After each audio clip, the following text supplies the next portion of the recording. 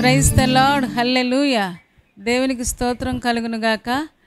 నేటి దేవుని మాట అనే శీర్షిక కోసం వేచి ఉన్న లైవ్లో జాయిన్ అయిన మీకు అందరికీ కూడా యేసయ్య శక్తి కలిగిన నామంలో వందనాలండి. బాగున్నారా? చాలా సంతోషం. ప్రతి ఉదయం ఈరాగన 6 గంటలకు మనందరం కూడా దేవుని వాక్యం ద్వారా కలుసుకోవడం, దేవుని వాక్యాన్ని ముచ్చటించుకోవడం, దేవుని వాక్యంతో మన హృదయాలను నింపుకోవడం, ప్రతిరోజు సంతోషంగా ఆనందంగా మన పనులకు వెళ్ళడం ఎంతో ఆనందంగా ఉంది కదా. మరి ఈరోజు దేవుడు మనకు ఇవ్వబోతున్న మాటను మనం ఒకసారి జ్ఞాపకం చేసుకుందాం. నేటి దేవుని మాట అనే ఈ శీర్షికలో దేవుడు మనకిస్తున్న వాగ్దానాన్ని ఒక్కసారి జ్ఞాపకం చేసుకుందాం. ఈరోజు అంశం ఏంటి అంటే నిన్ను విడువని దేవుడు, నిన్ను విడువని దేవుడు. హెబ్రీలకు రాసిన పత్రిక 13వ అధ్యాయము 5వ వచనం చదువుతూ ఉన్నాను, మీరు కూడా చూడండి. హెబ్రీలకు రాసిన పత్రిక 13:5. ధనాపేక్ష లేని వారే మీకు కలిగిన వాటితో తృప్తి పొంది ఉండుడి. నిన్ను ఏమాత్రమును విడువను, నేను ఎన్నడూను ఎడబాయను అని ఆయనయే చెప్పాను కదా.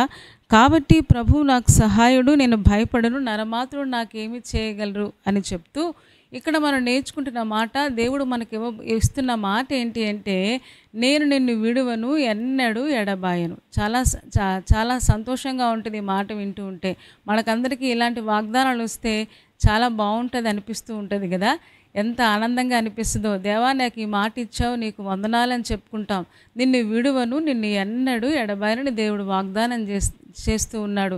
ఎందుకు అంటే సాక్షాత్తు సర్వాంతర్యామి, సర్వోన్నతుడు, గొప్ప దేవుడు, సార్వభౌమాధికారమైన ఆ గొప్ప దేవుడే మనకు తోడుగా ఉంటే, మనకు సహాయం చేస్తే ఇంక ఈ లోకంలో ఏ శక్తి కూడా మనల్ని ఏమీ చేయలేదు అని మనందరికీ తెలుసు. కాబట్టి దేవుడు ఎప్పుడూ కూడా మనకు తోడుగా ఉండాలని, మనతోనే ఆయన సహవాసం చేయాలని ఆయన ఎంతో ఆశపడుతూ ఉన్నాడు.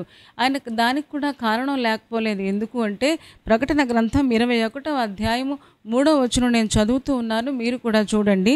ప్రకటన గ్రంథము 3వ అధ్యాయము 23వ వచనం చదువుతూ ఉన్నాను, మీరు కూడా చూడండి ఒక్కసారి. 21వ అధ్యాయం 3వ వచనం. అప్పుడు ఇదిగో దేవుని నివాసము మనుష్యులతో కూడా ఉన్నది, ఆయన వారితో కాపురముండును, వారాయన ప్రజలయిందును, దేవుడు తానే వారి దేవుడయుండి వారికి తోడయుండును అని ప్రకటన గ్రంథకర్త వ్రాస్తూ ఉన్నాడు. దేవుడు వారికి తోడుగా ఉంటాడంట. దేవుని నివాసము మనుషులతో కూడా ఉన్నది. దేవుడు తానే వారికి దేవుడిగా ఉంటూ వారికి సహాయం చేస్తూ వారితో కాపురం ఉంటాడంట. కాపురం ఉండడం అంటే అర్థం ఏంటి అంటే సాధారణంగా భార్యాభర్తలు లేకపోతే తల్లిదండ్రులు పిల్లలు కలిసి ఒక కుటుంబంగా కాపురం ఉండి ఒక ఇంటిలో కాపురం ఉంటూ ఉంటారు. దాన్ని కాపురం అని అంటూ ఉంటారు కదా. మరి ఇక్కడ దేవుడు చెప్తున్న మాట ఏంటి అంటే నా దేవుని నివాసం అంట మనుష్యులతో కూడా ఉంది. అంటే మనుషులు లేకుండా దేవుడు ఉండలేడన్నమాట. అంటే దేవుడికి ఎప్పుడు కూడా మనుషులతో ఉండాలని, మనుషులతో సహవాసం చేయాలని, మనుషులతో తన యొక్క బాధను చెప్పుకోవాలని, లేకపోతే తన యొక్క ఉద్దేశాలన్నీ కూడా మనుషులతో చెప్పి వాళ్ళని సరైన మార్గంలో నడిపించాలని ఆయన ఎప్పుడూ తాపత్రయపడుతూనే ఉంటాడు. చూడండి, ఆయన వారితో కాపురం ఉంటారంట, వారు ఆయనకు ప్రజలై ఉంటారంట. అందుకనే నిన్ను విడువను, నిన్ను ఎన్నడూ ఎడబాయనని దేవుడు వాగ్దానం చేస్తూ ఉన్నాడు. ఎందుకు అంటే మనం ఆయనతో ఉండాలని, ఆయన ఉద్దేశాలు తెలుసుకోవాలని, ఆయనతో సహవాసం చేస్తూ ఆయనలో ఉన్న శక్తిని పొందుకొని ఆయన కోసం నమ్మకంగా జీవించాలని, అంత మాత్రమే కాదు పరలోక రాజ్యానికి మనందరం కూడా సూట్ అవ్వాలనే ఉద్దేశంతో ఆయన మనతో సహవాసం చేయడానికి ఆయన ఎప్పుడు ఇష్టపడుతూ ఉంటాడు. మనకందరికీ తెలుసు కదా, ఆదాము అవ్వలు కూడా ఏదైనా తోటలో ప్రతిరోజు చల్లపూట ఆయనతో సహవాసం చేసేవారు. ఎప్పుడైతే సాతానుడు ప్రవేశించి వాళ్ళని చెడగొట్టారో, ఎప్పుడైతే పాపం ప్రవేశించిందో దేవునితో సహవాసాన్ని వాళ్ళు పోగొట్టుకున్నారు. కానీ ప్రభువైన యేసుక్రీస్తు 2000 సంవత్సరాలకు పూర్వమే ఆయన ఈ లోకంలోనికి వచ్చి మనందరి కోసం తిరిగి ఆ సహవాసాన్ని పునరుద్ధరించడానికి కోసం ఆయన మనందరి కోసం కలవరి శిలువలో తన రక్తాన్ని చిందించి తన ప్రాణాన్ని అర్పించి మనందరినీ కూడా తిరిగి ఆ ప్రభుతో సహవాసం చేసేలాగా మనందరినీ కలిపినట్టుగా మనకందరికీ తెలుసు. ఈ రోజున యేసయ్య రక్తము ద్వారా, యేసయ్య కృప ద్వారా మనందరం కూడా తిరిగి ఆయన సహవాసంలోనికి వచ్చాం. ఆయనతో కలిసి ఉండడం కోసం, అంత మాత్రమే కాదు ఆయనతో కలిసి నివసిస్తూ ఆయనలో ఉన్న శక్తిని పొందుకోవడం చేయడం కోసం దేవుడు మనల్ని ఎంచుకున్నాడు అనే విషయం మనకు అర్థమవుతుంది. ఇక్కడ చూస్తూ ఉన్నాం కదా, నిన్ను విడువని దేవుడు. ఆయన ఎప్పుడూ కూడా మనుషుల్ని విడిచిపెట్టి ఉండలేడు. మరి మనిషి చాలాసార్లు దేవుడిని విడిచిపెట్టేస్తూ ఉంటాడు. మనిషి చాలాసార్లు దేవుడిని పట్టించుకోడు. అయినా సరే దేవుడు ప్రేమ కలిగిన వాడు గనుక మనల్ని ఎప్పుడూ కూడా ఆయన విడిచిపెట్టకుండా ఏదోలాగా రక్షించాలని, ఎలాగైనా సరే ఆయన బిడ్డలుగా చేయాలని ఆయన ప్రయత్నం చేస్తూనే ఉంటాడు. చూద్దామా ఒక్కసారి ద్వితీయోపదేశ కాండము 1వ అధ్యాయము 30వ వచనం 31వ వచనం నేను చదువుతూ ఉన్నాను, మీరు కూడా చూడండి. ద్వితీయోపదేశ కాండము 1వ అధ్యాయము 30, 31 మనం చూద్దాం ఒక్కసారి. మీకు ముందర నడుచుచున్న మీ దేవుడైన యెహోవా మీ కన్నుల ఎదుట ఆయన మిమ్మల్ని ఐగుప్తులోను అరణ్యంలోను మీ కొరకు చేసినట్లు మీ పక్షముగా యుద్ధము చేయును. మీరు ఈ చోటికి చేరు వరకు మీరు వచ్చిన మార్గం అంతటిలోనూ మనుష్యుడు తన కుమారుని ఎత్తుకున్నట్లు మీ దేవుడైన యెహోవా మిమ్మల్ని ఎత్తుకుని వచ్చిన సంగతి మీరు ఎరుగుదురని మీతో చెప్పి తిని అని ఇశ్రాయేలుల జనాంగంతో దేవుడు సెలవిస్తూ ఉన్నాడు. మోషే ద్వారా పలికిస్తూ ఉన్నాడు ఆ మాట. నేను మీకు ముందు నడుస్తూ ఉన్నాను, పగలు మేఘస్తంభముగా రాత్రి అగ్నిస్తంభముగా ఉండి మిమ్మల్ని అరణ్యములోను ఎడారిలోను మిమ్మల్ని చక్కగా ఒక మనుషుడు పిల్లోడిని ఎలాగైతే చంటి బిడ్డని ఎలాగైతే ఎత్తుకొని మోసుకుంటూ వస్తాడో నేను కూడా మిమ్మల్ని అలాగే మోసుకుంటూ ఎత్తుకుంటూ ఈ అరణ్య మార్గంలో ఎడారి మార్గంలో మిమ్మల్ని నడిపించుకుంటూ వచ్చాను అని దేవుడు ఇశ్రాయేలుల జనాంగంతో సెలవిస్తూ ఉన్నాడు. ఆ రోజున వాళ్ళనే కాదండి, ఈ రోజున మనల్ని కూడా ఎన్నో సమస్యలు లోకమనే అరణ్యంలో లోకమనే ఎడారిలో ఎన్నో బాధల మధ్య శ్రమల మధ్య వేదనల మధ్య అనారోగ్యాల మధ్య దేవుడు మనల్ని నడిపించుకుంటూ ఒక మనుష్యుడు ఎలాగైతే చంటి బిడ్డని ఎత్తుకుని నడిపించుకుంటూ వస్తాడో ఈ రోజున దేవుడు కూడా మనల్ని అలాగే నడిపించుకుంటూ చక్కగా ముందుకు వెళ్ళేలాగా దేవుడు సహాయం చేస్తున్నాడు. ఈ అరణ్య మార్గంలో నిజంగా దేవుడు మనకు తోడుగా ఉండకపోతే మనం కూడా ఏమైపోయి ఉండేవాళ్ళము కదా, అలాగ అనిపిస్తూ ఉంటుంది. ఎందుకంటే దేవుడు మనకు వాగ్దానం చేశాడు, నిన్ను విడువను నిన్ను ఎన్నడూ ఎడబాయనని దేవుడు వాగ్దానం చేశాడు. ఆ రోజున ఇశ్రాయేలులకు వాగ్దానం చేశాడు. వాగ్దానం చేసి వాళ్ళని చక్కగా అరణ్య మార్గంలో ఎడారి మార్గంలో వారికి ఏది ఎప్పుడు అవసరమో అన్ని అవసరాలు తీరుస్తూ, నీరైతే నీరు, ఆహారం అయితే ఆహారము, నీడైతే నీడ, ఏది కావాలంటే దేవుడు వారికి అనుగ్రహించి చక్కగా వారిని మంచి మార్గంలో నడిపించినట్టుగా మనం చూస్తూ ఉన్నాం. దేవుడు గనుక మనకు తోడుగా ఉంటే, దేవుడు మనల్ని విడిచిపెట్టకుండా ఉంటే తప్పకుండా అది అరణ్యమైనా ఎడారైనా శ్రమైనా కష్టమైనా బాధ అయినా మరి ఎలాంటి పరిస్థితులనైనా మనం విజయవంతంగా మన గమ్యాన్ని చేరుకోగలం. ఈ రోజున దేవుడు మనకు అదే మాట్లాడుతూ ఉన్నాడు, దేవుడు మనకు అదే సెలవిస్తూ ఉన్నాడు. ఈ రోజున మనం నేర్చుకుంటూ ఉన్నాం కదా, దేవుడు మనల్ని విడిచిపెట్టడంట, విడువను ఎన్నడూ ఎడబాయడంట. మనం నమ్మిన దేవుడు మనతో పాటే ఉండే దేవుడు అని మనకు అర్థమవుతుంది. ద్వితీయోపదేశ కాండం 4వ అధ్యాయంలో కూడా మనం చూస్తాం ఒక మంచి మాట. చూస్తారా? 7వ వచనం చదువుతూ ఉన్నాను. ఏలయనగా 4:7 ఏలయనగా మనము ఆయనకు మొర్రపెట్టినప్పుడల్లా మన దేవుడైన యెహోవా మనకు సమీపముగా ఉన్నట్టు మరి ఏ గొప్ప జనమునకు ఏ దేవుడు సమీపముగా ఉన్నాడు అని మోషే ద్వారా ఇశ్రాయేలుల జనాంగంతో దేవుడు మాట్లాడుతున్నాడు. మనం మొర్రపెట్టినప్పుడల్లా, మన సహాయం కోసం అడిగినప్పుడల్లా కూడా మనకు సహాయం చేయడం కోసం ఏ దేవుడు కూడా ఏ జనాంగానికి సమీపంగా లేడు, కానీ నేను మీకు సమీపంగా ఉన్నాను అని ఆయన సెలవిస్తున్న మాట మనం చూస్తున్నాం. ఏ గొప్ప జనమునకు ఏ దేవుడు సమీపంగా ఉన్నాడు అని వాళ్ళతో మాట్లాడుతున్నాడు. నిజమే, వాళ్ళకే కాదండి, మనకు కూడా నిజంగా గొప్ప దేవుడు మనకు తోడుగా ఉండి మనం ఎప్పుడు మొరపెట్టినా సరే, అర్ధరాత్రి అయినా అపరాత్రి అయినా లేకపోతే తెల్లవారుజామునైనా కష్టంలో ఉన్నప్పుడు, బాధల్లో ఉన్నప్పుడు, సంతోషంలో ఉన్నప్పుడు మనం ఎప్పుడు మొరపెట్టినా దేవా నాకు సహాయం చెయ్యి అనగానే సహాయం చేయడానికి ఆ రోజున ఇశ్రాయేలులకు సమీపంగా ఉన్నట్టుగా ఈ రోజున ఆ గొప్ప దేవుడే మనకు కూడా సమీపంగా ఉండి మన ప్రక్కనే నడుస్తూ ఉన్నాడు. అందుకనే మనం ఎన్నో సమస్యలు జయించగలుగుతూ ఉన్నాం, ఎన్నో శ్రమలు దాటుకుంటూ వెళ్ళగలుగుతున్నాం, ఎన్నో శోధనలను ఎదిరించగలిగి పరిశుద్ధంగా పవిత్రంగా నిలబడ్డానికి దేవుడు కృప చూపిస్తున్నాడు. అది కేవలం కారణం ఏంటి అంటే మన భక్తి కాదు, కానీ కేవలం దేవుని యొక్క మహాకృప అని మనకందరికీ తెలుసు. ఆయన సమీపంగా ఉండబట్టి ప్రతి ప్రమాదాన్ని తప్పిస్తున్నాడు, ప్రతి ఒక్క ఆ కష్టం నుంచి తప్పిస్తున్నాడు, ప్రతి శ్రమ నుంచి తప్పించి ప్రతి శోధనను కూడా ఎదుర్కొని జీవితం జీవించేలాగా దేవుడు సహాయం చేస్తూ ఉన్నాడు. ఈ రోజున ధైర్యం తెచ్చుకుందాం. ఆ దేవుడంట నిన్ను విడువను, నిన్ను ఎన్నడూ ఎడబాయనని వాగ్దానం చేస్తూ ఉన్నాడు. ఆయన ఎప్పుడూ మనతోనే ఉండేలాగా, ఒక్క మాట చెప్పాలంటే మనతో కాపురం ఉండేలాగా, మనము ఆయన కలిసి సహవాసం చేసేవారుగా ఉండగలిగితే, ఎప్పుడూ అలాగే ఉండిపోగలిగితే, పరలోక రాజ్యం చేరేంత వరకు అలాంటి ఆశను మనం కలిగి ఉంటే నిజంగా ఎంత ధన్యులమో కదా. ఇంకా మనం నేర్చుకుందాం. 4వ అధ్యాయం ద్వితీయోపదేశ కాండము 31వ వచనం కూడా నేను చదువుతూ ఉన్నాను, మీరు కూడా చూడండి. నీ దేవుడైన యెహోవా కనికరము గల దేవుడు గనుక నిన్ను చెయ్యి విడువడు, నిన్ను నాశనము చేయడు, తాను నీ పితరులతో ప్రమాణము చేసిన నిబంధనను మరచిపోడు. ఆయన కనికరము కలిగిన దేవుడు గనుక ఆయన నీ చెయ్యి విడిచిపెట్టాడు, నిన్ను విడువను, నిన్ను ఎన్నడు ఎడబాయనని దేవుడు వాగ్దానం చేస్తూ ఉన్నాడు. మన హాస్పిటల్లో ఉన్నా దేవుడు తోడుగా ఉంటాడు, మనం ఎలాంటి పరిస్థితిలో ఉన్నా దేవుడు తోడుగా ఉంటాడు. ఎందుకంటే ఆయన మన చెయ్యి విడిచిపెట్టేవాడు ఎంత మాత్రము కాదు. ఈ రోజున చాలామంది వివాహంలో చెయ్యి పట్టుకుంటూ ఉంటారు, ఆ తర్వాత చాలామంది విడాకులు కోర్టు వరకు వెళ్ళిపోతూ ఉంటారు. కోర్టులకు వెళ్ళి మళ్ళీ ఏ చెయ్యి అయితే అందరి ముందు ప్రమాణం చేసి పట్టుకుంటారో అదే చెయ్యిని విడిచిపెట్టేస్తూ ఉంటారు మనుషులైతే. కానీ దేవుడు అలాంటి వాడు కాదు సుమా. ఆయన ఒక మాట చెప్పాడు అంటే మాట నెరవేర్చే గొప్ప దేవుడు మనం నమ్మిన యెహోవా దేవుడు. కాబట్టి మనం నేర్చుకుంటూ ఉన్నాం, ఆయన నిన్ను విడిచిపెట్టాడు, నిన్ను ఎప్పుడూ ఎన్నడూ కూడా నాశనం చేయడంట, నిన్ను చెయ్యి విడిచిపెట్టే దేవుడు కాదు అని లేఖనం తెలియజేస్తుంది. బాగానే ఉంది, మరి దేవుడు మనల్ని ఎందుకు విడిచిపెట్టేస్తూ ఉన్నాడు? ఒక్కొక్కసారి దేవుడు విడిచిపెట్టేస్తున్నట్టుగా మనకు అనిపిస్తూ ఉంది.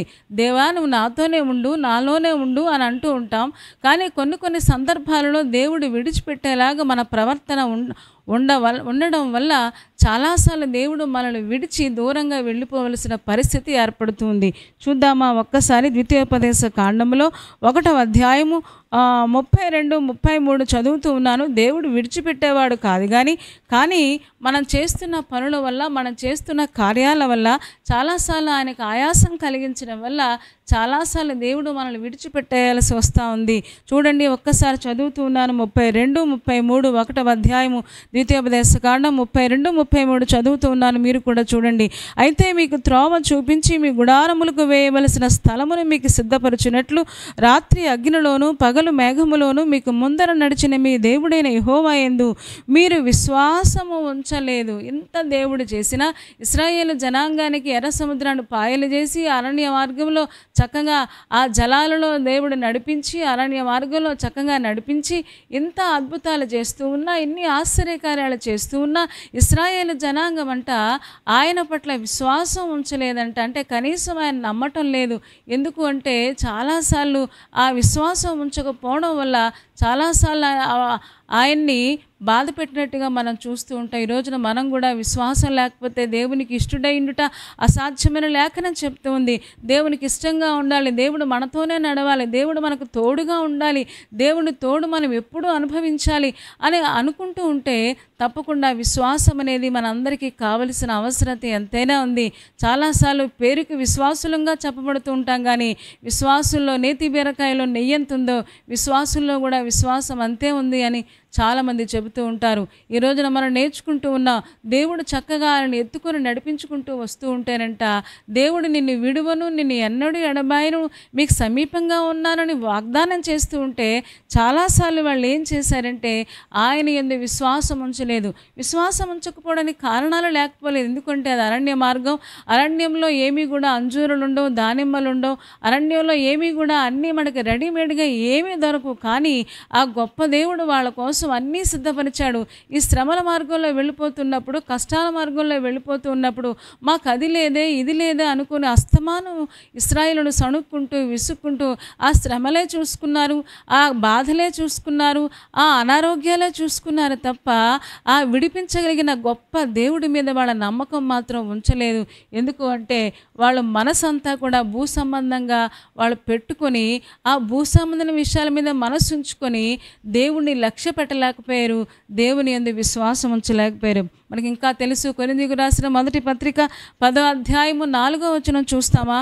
ఒక్కసారి అది కూడా తీస్తారా? కొరింథీయులకు రాసిన మొదటి పత్రిక 10వ అధ్యాయము 4వ వచనంలో దేవుడు ఎంత చక్కగా వారిని నడిపించాడో, ఇశ్రాయేలు జనాంగం అంటే దేవుడికి ఎంత ఇష్టమో వారిని ఎలాగ నడిపించాడో మనం నేర్చుకుంటూ ఉన్నాం. 10:4 అందరూ ఆత్మ సంబంధమైన ఒకే పానీయమును పానము చేసిరి, ఏలయనగా తమ్మును వెంబడించిన ఆత్మ సంబంధమైన బండలోనిది త్రాగిరి.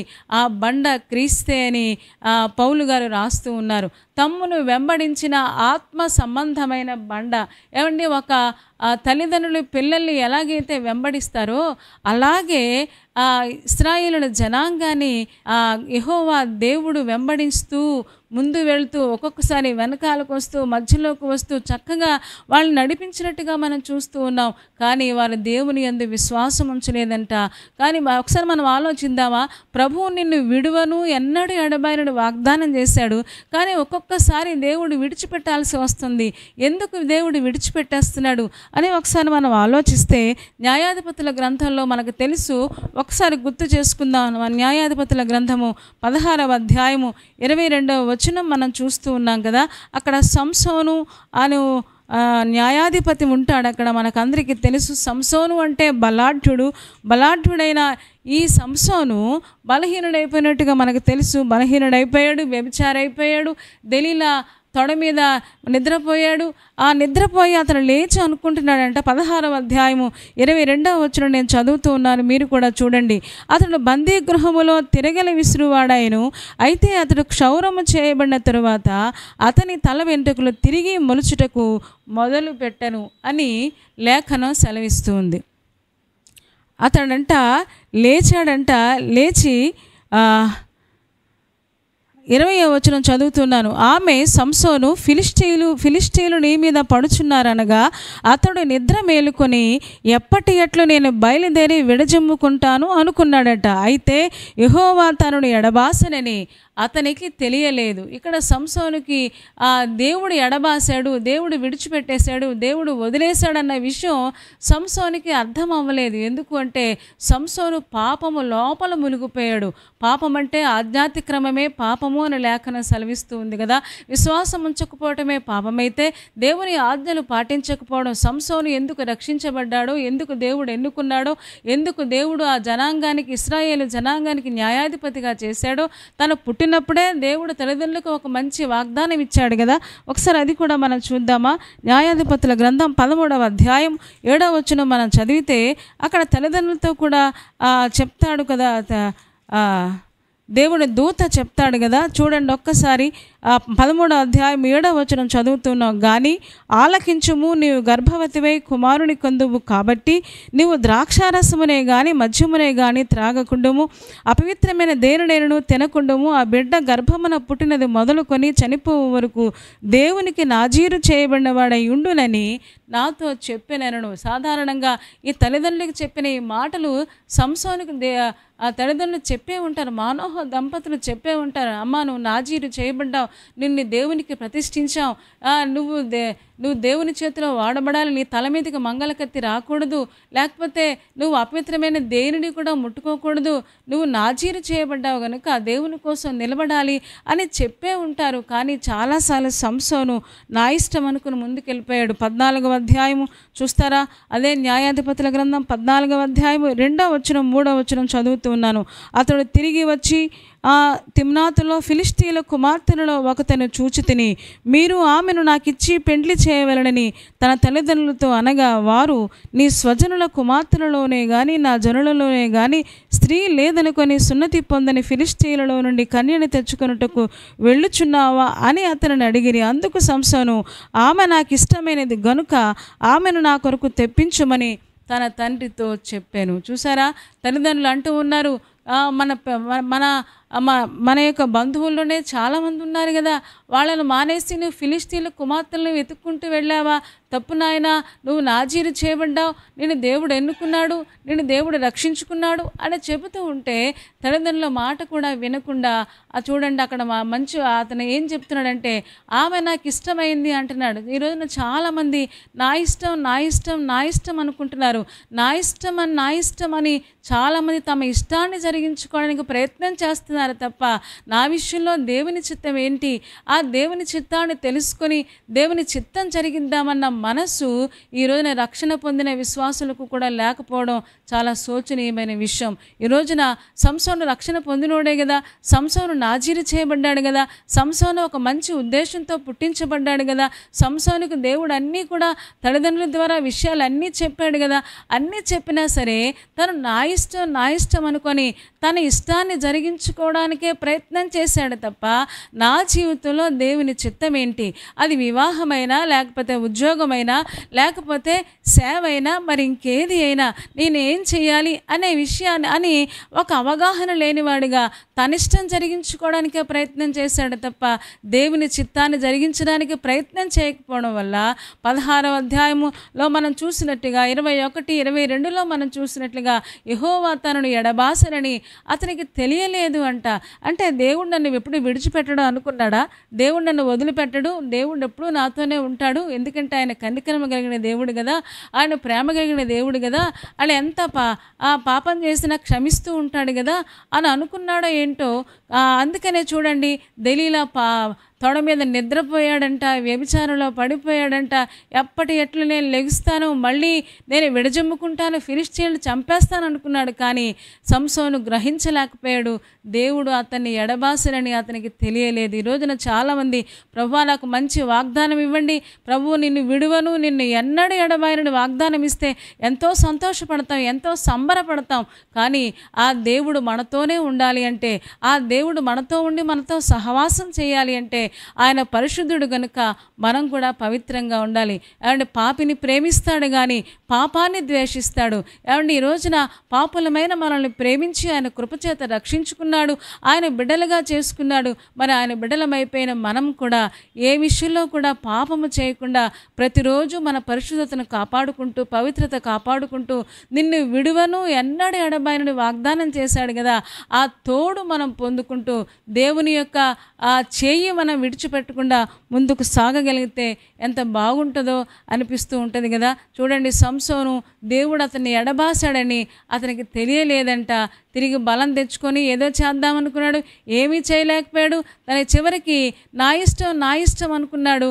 ఏ కళ్ళతో అయితే పాపం చేశాడో అదే కళ్ళు ఆ ఫిలిష్తీయులు పీకి వేసినట్టుగా మనం చూస్తూ ఉన్నాం. ఈ రోజున విశ్వాసులారా, భయము నుండి పాపము చేయకుడని లేఖనం చెప్తూ ఉంది. కాబట్టి భయంతో పాపం చేయకుండా ఉండి దేవుని యొక్క తోడు మనం పొందుకుందాం. నిన్ను విడువను, నిన్ను ఎన్నడూ ఎడబాయను.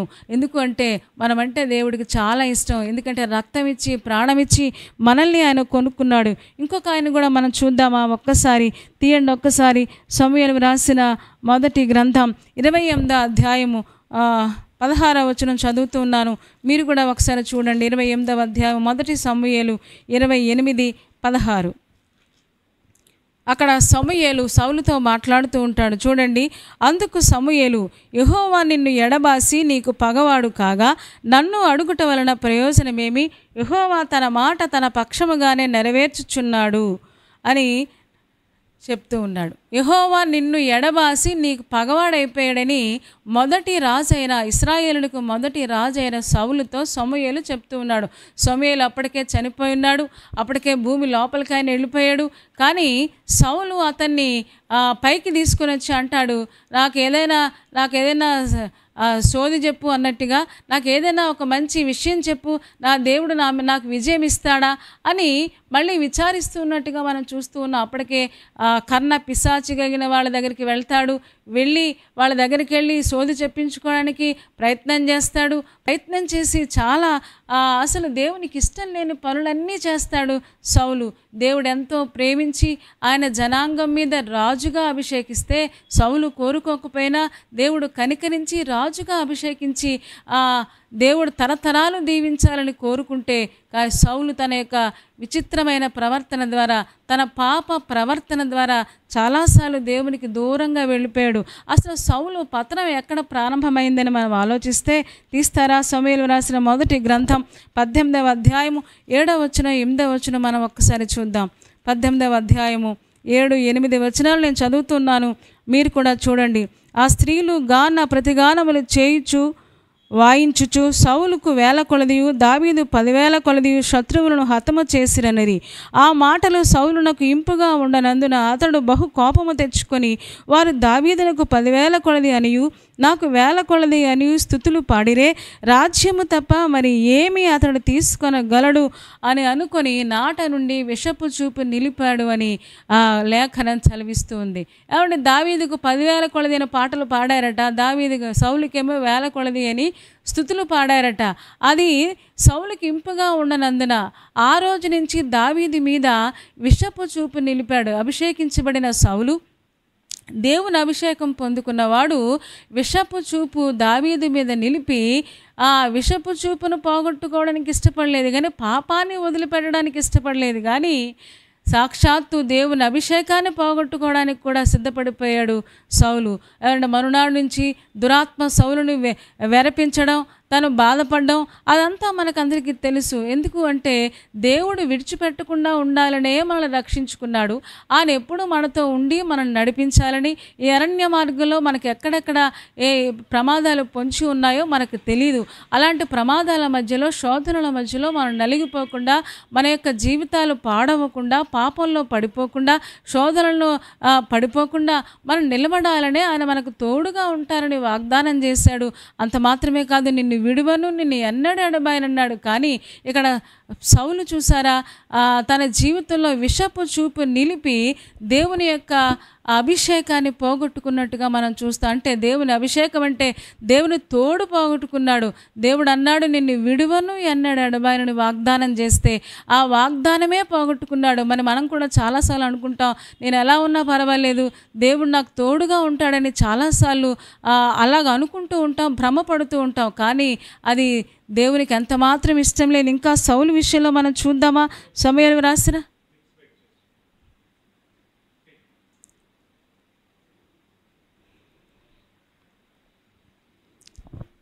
ఇంకా మనం చూద్దామా? సమూయేలు రాసిన మొదటి గ్రంథము 15వ అధ్యాయము 30వ వచనం మనం చూద్దామా ఒక్కసారి? 15వ అధ్యాయము 30లో మనం చూస్తే సౌలు పతనం ఎలా ప్రారంభమైంది అంటే, అందుకు సౌలు, నేను పాపము చేసి తిని, అయినను నా జనుల పెద్దల ఎదుటను ఇశ్రాయేలుల ఎదుటను నన్ను ఘనపరిచిన యెహోవాకు మ్రొక్కుటకై నేను పోగా నాతో కూడా తిరిగి రమ్మని అతని వేడుకొనున్నందున సమూయేలు అతని వెంట తిరిగి వెళ్ళాడంట. ఇక్కడ సౌలు అంటున్నాడు, అమాలేకీయులు నిర్మూలన చెయ్యయ్యా అని సౌలుకి దేవుడు ఆజ్ఞ ఇస్తే అమాలేకీయులు నిర్మూలన చేయడం మానేసి అమాలేకీయుల్లో ఉన్న మంచి మంచి ఎడ్లను, మంచి మంచి గొర్రెలను అన్నీ కూడా తన కోసం ఉంచుకొని ఇప్పుడు అంటున్నాడు, సమూయేలు వచ్చి గద్దిస్తే అంటున్నాడు, నేను పాపం చేశాను అయినా సరే నన్ను ఘనపరచు అంటున్నాడు. మీరు ఆలోచించండి, పాపం చేసిన వాళ్ళని ఘనపరుస్తారా? పాపం చేసిన వాళ్ళని ఘనపరచరు కదా. కానీ అతను ఏం కోరుకుంటున్నాడంటే, నన్ను ఘనపరచండి, నన్ను అందరూ మెచ్చుకోండి, నన్ను అందరూ పొగడండి. అంటే జీవితకాలం అంతా కూడా ఈ పొగడ్తల కోసమే సౌలు ఆశించినట్లుగా మనం చూస్తాం. ఇందాకేమో స్త్రీలు పాటలు పాడారంట, వాళ్ళేమో తక్కువ పాడారని కోపగించాడంట దావీదు మీద. అంటే నాకు ఎక్కువ పొగడ్తలు కావాలి, నన్ను అందరూ మెచ్చుకోవాలి, నన్ను ఎవ్వరూ ఏమీ కూడా అనకూడదు, నాకు ఎప్పుడూ పొగడ్తలే తప్ప నన్ను అందరూ గుర్తించాలి, నన్ను పొగడబడాలన్న ఆ తపన తప్ప తన జీవితంలో ఇంకేమీ లేదన్నట్టుగా అప్పుడు అంటున్నాడు, నేను పాపం చేశాను అయినా సరే జనుల పెద్దల ఎదుట నన్ను ఘనపరచు అని అంటున్నాడు. అంటే ఎవరు గద్దించడానికి కానీ, ఎవరి మాట వినడానికి కానీ సౌలు యొక్క మనసు అసలు ఉత్సాహం చూపించట్లేదు. సౌలు మనసు అసలు ఒప్పుకోవట్లేనట్లుగా మనం చూస్తూ ఉన్నాం. ఈ రోజున దేవుడు మనతో మాట్లాడుతున్నాడు. ఇలాంటి లక్షణాలు కనుక మనకుంటే కనుక దేవుడు మనల్ని ఎడబాస్తాడు. దేవుడు మనల్ని ఎడబాసి, నిన్ను ఎడబాసి నీకు పగవాడు కాగా అని సమూయేలు అంటున్నాడు. దేవుడు ఎడబాయడమే కాదు, ఆయన మనకు పగవాడైపోతాడట. ఆయనే మనకు పగవాడైపోతే ఇంకా మనల్ని ఎవరు చూస్తారు? ఇంకా మనల్ని ఎవరు కనిపెట్టుకుని ఉంటారు? ఇంకా మనకి ఎవరు సహాయం చేస్తారు? సౌలు జీవితంలో అదే చూశాడు, దేవుడే ఎడబాసాడంట. అందుకనే యుద్ధంలో తను ఓడిపోయినట్లుగా, అంత మాత్రమే కదా మరణం పొందినట్లుగా కూడా మనం చూస్తూ ఉన్నాం. ఇంకా మనం చూద్దామా? సమూయేలు రాసిన మొదటి సమూయేలు 15వ అధ్యాయము 22వ వచనం కూడా మనం చూద్దామా? అక్కడ సౌలు చేయలేనిదేంటో అక్కడ చెప్తూ ఉన్నాడు. చూడండి ఒక్కసారి. అందుకు సమూయేలు, తాను సెలవిచ్చిన ఆజ్ఞను ఒకడు గైకొనుట వలన యెహోవా సంతోషించినట్లు ఒకడు దహన బలులను అర్పించడం వలన ఆయన సంతోషించిన. ఆలోచించుము, బలులు అర్పించుట కంటే ఆజ్ఞను గైకొనుటయు పొట్టేళ్ల క్రొవ్వు అర్పించుట కంటే మాట వినుటయు శ్రేష్టము అని సమూయేలు ద్వారా సౌలుతో చెప్తూ ఉన్నాడు. సమూయేలు దేవుని ఆజ్ఞలు పాటించడం మానేసి, దేవుని మాట వినడం మానేసి, పరిశుద్ధంగా ఉండడం మానేసి, పవిత్రంగా ఉండడం మానేసి, మనసులోనేమో దావీదు మీద విషపు చూపు నిలిపి వాళ్ళ మీద వీళ్ళ మీద పగబెట్టుకొని, ఒకవేళ అలాగుండి మనం పరిచర్య చేసినా, అలాగుండి మనం ఒకవేళ బోధలు చేసినా, అలాగుండి మనం ఒకవేళ దేవునికి ఇష్టంగా ఉందామని ప్రయత్నం చేసినా అసలు దేవుడికి అలాంటివి ఏమీ అక్కర్లేదంట. ఒకడు మాట వినడం కంటే, బలులు అర్పించడం కంటే, పొట్టేళ్ల క్రొవ్వు అర్పించడం కంటే వాటితో నాకు పని లేదు. ఎందుకంటే నా మాట వినేవాళ్ళే నాకు కావాలి. ఆలోచించుము, బలులు అర్పించడం కంటే ఆజ్ఞను గైకొనడం, పొట్టేళ్ల క్రొవ్వు అర్పించడం కంటే మాట వినడం శ్రేష్టము అని లేఖనం సెలవిస్తుంది. ఈరోజున సౌలు దేవుని సన్నిధిని ఎడబాశాడు, దేవుని తోడు పోగొట్టుకున్నాడు. అందుకనే తన చుట్టూ ఉన్న రాజ్యాలన్నీ కూడా తన మీదకి ఎగైనిస్ట్గా వచ్చినట్టుగా మనం చూస్తూ ఉన్నాం. ఈరోజున విశ్వాసులారా ఆలోచిద్దాం. దేవుడు నిన్ను విడువని దేవుడు, మనల్ని ఎప్పుడూ విడిచిపెట్టకుండా ఉండాలనే దేవుని ఆశ. మరి మనతోనే ఉండాలి, మనకు సహాయం చేయాలి, మనం ఆయన తోడు పొందుకోవాలి. ఎందుకు అంటే ఆయన తోడు ఉంటేనే మనం ఏమైనా చేయగలం. మరి చెయ్యాలి అంటే ఆయన తోడు మనకు కావాలి. ఆయన తోడు మనకు ఉండాలి అంటే మనం పరిశుద్ధంగా పవిత్రంగా ఉండాలి. సౌలైనా సంసోను వ్యభిచారంలో పడిపోయాడు. సంసోను నా ఇష్టం అనుకున్నాడు, దేవుని చిత్తాన్ని గ్రహించకుండా తనిష్టం చేసుకోవడానికి ప్రయత్నం చేశాడు. అందుకనే దేవుడు ఎడబాశాడు. ఇంకా మనం చూస్తూ ఉన్నాం, సౌలును కూడా దేవుడు ఎడబాశాడు. కారణం ఏంటి అంటే సౌలు తన గుర్తింపు కోరుకున్నాడు. తన జీవితంలో దేవునికి మహిమ రావాలని తను కోరుకోలేదు, కానీ నన్ను అందరూ గుర్తించాలి, నన్ను అందరూ పొగడాలి, నన్ను అందరూ కూడా కీర్తించాలి అని పొగడ్తలు కోరుకున్నాడు.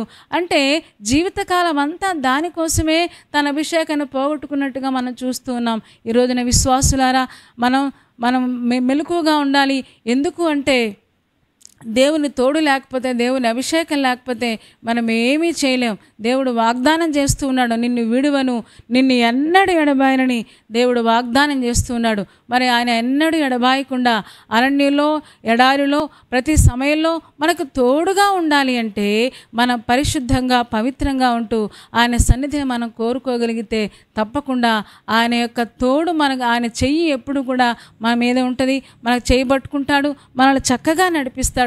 ఇశ్రాయేలుని ఎలాగైతే నడిపించాడో అలాగే మనల్ని కూడా ఈ అరణ్య మార్గంలో, లోకమనే అరణ్యంలో మనల్ని కూడా చక్కగా నడిపిస్తాడు.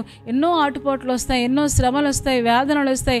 వాటన్నిటి మధ్యలో దేవుడు ఎప్పుడూ మనకు తోడుగా ఉంటాడు. కాకపోతే మనం పరిశుద్ధంగా ఉండి పవిత్రంగా ఉండి ఆయన సన్నిధిని మనం కోరుకుందాం. అట్టి కృప దేవుడు మన అందరికీ దయచేయనుగాక. తలలు వంచండి, కళ్ళు మూసుకోండి, చిన్న మాట ప్రార్థన చేద్దాం. పరిశుద్ధుడా, ప్రేమ కలిగిన మా తండ్రి, నీ బంగారు పాదములకు వేలాది వందనాలు, స్తోత్రాలు చెల్లిస్తూ ఉన్నాం. నువ్వెంత మంచి దేవుడవు నాయన, ఎంత గొప్ప దేవుడవు నాయన. దేవుని నివాసం మనుషులతో కూడా ఉన్నది అని చెప్పి మాతో కాపురం ఉండడానికి, మాతో కలిసి నివసించడానికి, మాతో కలిసి నివసిస్తూ నాయన మా మీద పొంచి ఉన్న ప్రతి ప్రమాదం నుంచి తప్పించడానికి నువ్వు ప్రయత్నం చేస్తూ ఉన్నందుకు వందనాలు. మేము కూడా నాయన సౌలు వలె, సంసోను వలె కాకుండా నాయన నీ తోడు ఎప్పుడూ మేము కలిగి ఉండడానికి మాకందరికీ సహాయం చేయము. ఏ పాపము కూడా మాలో ఉండకుండా నీ కృప చూపించుము. నీ మాట వినడం మాకు నేర్పించుము. నీ ఆజ్ఞలు పాటించడం మాకు నేర్పించుము. ఎందుకంటే నువ్వు తోడుగా ఉంటే నాయన, నువ్వు మాకు చేయి పట్టుకుంటే నాయన, నువ్వెన్నడూ విడిచిపెట్టకుండా ఉంటే మేము దేనినైనా ఎదుర్కోగలం, దేనినైనా అధిగమించగలం, ప్రతి శోధనలో కూడా జయాన్ని పొందుకోగలం. దేవా కనికరించి మాకందరికీ సహాయం చేయమిగిరే. ఈ ఉదయకాల సమయంలో ఎంతమంది దేవా మాకు సహాయం చెయ్యి అని చేతులెత్తి అడుగుతూ ఉన్నారు, మీరు మాతో ఉండు నాయన అని అడుగుతూ ఉన్నారు. దేవా వారిని కనికరించి మీరు తోడుగా ఉండండి, తోడుగా ఉండేలాగా వారి జీవితాలు పవిత్రపరచండి, పరిశుద్ధపరచండి. పాపాన్ని ఒప్పుకొని విడిచిపెట్టడానికి సహాయం చేయమని నీ కృపకు మమ్మల్ని మేము అప్పగించుకుంటూ ఉన్నాం. ఈరోజు ఎంతమంది లైవ్లో జాయిన్ అయ్యి కార్యక్రమాన్ని చూస్తూ ఉన్నారో వారందరినీ దీవించుము. తర్వాత చూడబోయే వారిని కూడా జ్ఞాపకం చేసుకోండి. వారు వెళుతున్న ప్రయాణాల్లో, వారి పనులలో మీరు సహాయం అనుగ్రహించుము. నాయన ముఖ్యంగా జీవితకాలం అంతా కూడా, ముఖ్యంగా ఈ రోజంతా కూడా పరిశుద్ధంగా, పవిత్రంగా తమ యొక్క తలంపులు, ఆలోచనలు అన్నీ ఉంచుకోవడానికి, ఏ చిన్న విషపు చూపు కూడా లేకుండా మా జీవితాలు పవిత్రంగా, నిర్దోషంగా నీ ఎదుట ఉంచుకోవడానికి మీరే కృప చూపించుము. మహిమ, ఘనత, ప్రభావాలు పొందుకోమని యేసయ్య శక్తి కలిగిన నామములో ప్రార్థించి వేడుకొంచున్నాము తండ్రి. ఆమేన్. ఆమేన్ చెప్పారు కదా అందరూ. థ్యాంక్ యూ సో మచ్ అండి. చాలాసేపు దేవుని యొక్క వాక్యాన్ని వినడానికి, ఈ రోజంతా కూడా ఈ వాక్యాన్ని ధ్యానం చేసుకోవడానికి, ఈ వాక్య ప్రకారంగా జీవించడానికి పరిశుద్ధాత్మ దేవుడు మనకు సహాయం చేయనుగాక. మీలో చాలామంది ఇప్పటికే దీవించబడుతున్నారని కామెంట్ పెడుతూ ఉన్నారు. ఒకవేళ ఈ ప్రోగ్రాం ఇంకా మీరు సబ్స్క్రైబ్ చేసుకోకపోతే డాక్టర్ స్పర్జన్ యూట్యూబ్ ఛానల్ని మీరు సబ్స్క్రైబ్ చేసుకోండి, కామెంట్ చేయండి, అలాగే షేర్ చేయండి, మీ ఫ్రెండ్స్కి అందరికీ షేర్ చేయండి, లైక్ చేయండి. తప్పకుండా ప్రతిరోజు నేటి దేవుని మాట అనే శీర్షిక ప్రతిరోజు ఉదయం 6 గంటలకు ఈ కార్యక్రమం ప్రారంభించబడుతుంది. ఇప్పటికే మనందరం దీవించబడుతూ ఉన్నాం. చాలామంది ఫోన్స్ చేసి చెప్తూ ఉన్నారు, చాలామంది కలిసి చెప్తూ ఉన్నారు. మీరు దీవించబడుతూ ఉంటే కామెంట్ సెక్షన్లో మేము దీవించబడ్డా, దేవుడు మాతో మాట్లాడాడు అని కామెంట్ కూడా చేయండి. దేవుడు మిమ్మల్ని అందరినీ కూడా దీవించునుగాక. దేవుని చిత్తమైతే మరలా రేపు కలుసుకుందాం. అంతవరకు దేవుని మహాకృప మనందరికీ తోడే ఉండునుగాక. ఆమేన్, ఆమేన్, ఆమేన్.